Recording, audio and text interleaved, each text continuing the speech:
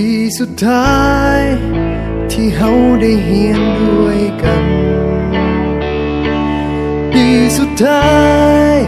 ที่เฮาจะต้องจากกันผ่านการเฮียนผ่านวันเวลาจนทำให้เฮาได้รู้จักกันได้เป็นเพื่อนกันจนวันนี้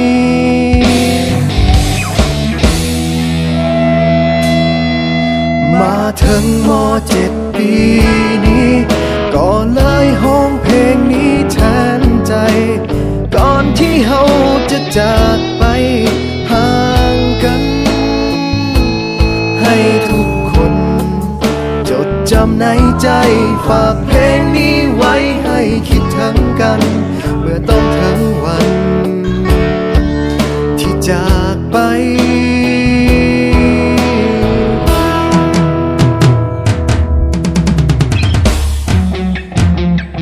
ก็เลยเขียนเพลงนี้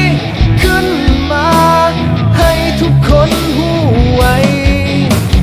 ออกมาจากหัวใจของเพื่อนคนนี้ถึงจะอยู่แห่งหนใด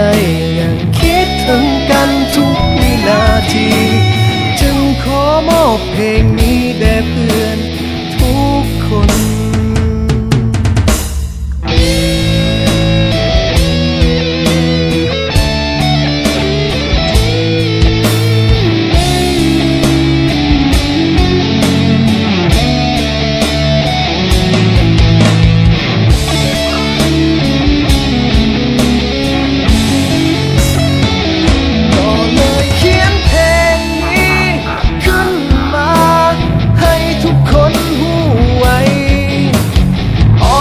จากหัวใจของเพื่อนคน